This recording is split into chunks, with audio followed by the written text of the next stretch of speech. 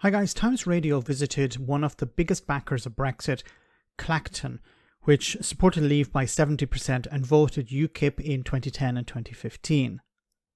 A reporter asked people on the street what they thought of the Tories, UKIP and Brexit. I'll leave a link to the full video in the description, but I want to show you one part where I believe we have one person who voted Remain because he didn't believe the lies, and another voter who blames the EU. Have a listen. A lot of people voted, frankly, but were not fully informed. Voted on the assumption there will be more money spent in here and elsewhere, and a lot of people were struggling. Housing, education, health, and so forth, transport. I was for the referendum on leaving the EU, and I think it could have been done a lot better than what it's been done, you know. The government are dragging their feet with things they said they were going to do and they're not doing, and Europe have got it in for us. We've left the EU, you know. I really don't understand this argument that the EU has it in for us. You know, I've heard this argument before. It's not the first time I've heard it, but some Brexiteers will say, well, the UK hasn't succeeded. Brexit hasn't been a success because the EU is punishing Britain. Look, they've made us into a third country. Look at what they're doing. They're checking our passports. You know, when you do a little bit of digging, you understand the reality of the situation. The UK wanted this, or Great Britain, I should say. So the British government wanted this. They wanted the EU to carry out checks on passports. They wanted Britain to be treated as a third country. So it's not the EU punishing Britain. And I said before, the EU, people seem to believe that the EU is like a political party or something like that, or like a national government. It's not. It's more like a ministry. It's like an administration. It doesn't have feelings. It's not very political. Yes, there are political elements within it, but on a very high level, it's not very political. It's more administrative, bureaucratic.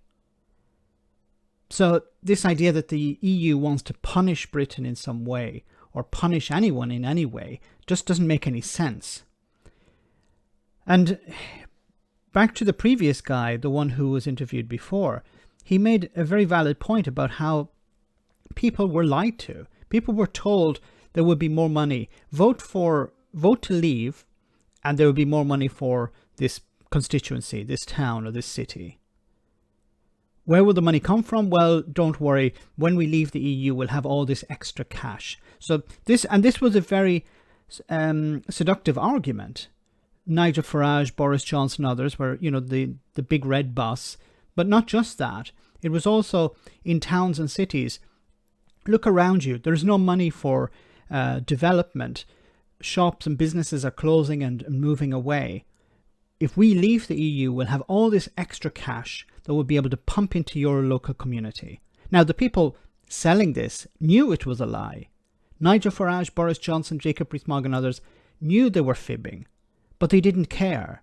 It was all about getting over the line. It was about getting Brexit. That's all they cared about, convincing people to vote for it.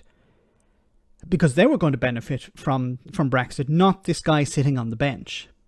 And he's been gaslit.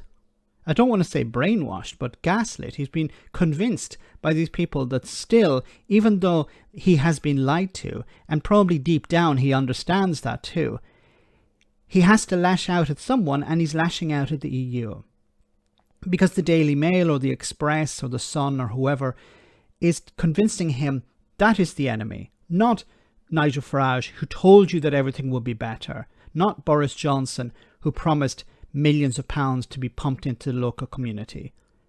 These are the people who sold it to you are not to be held to account, but for some reason it's the EU's fault. Now, if you want to blame the EU, that's fine, but how do you fix that? You can't, because it's built on sand. It's a lie. It doesn't make any sense. If you want to continue to do that, but you have to put pressure on your politicians to undo that then the argument should be then, well, get back to Brussels and negotiate something better. Get back to Brussels, build these bridges so we don't have to be punished by the EU.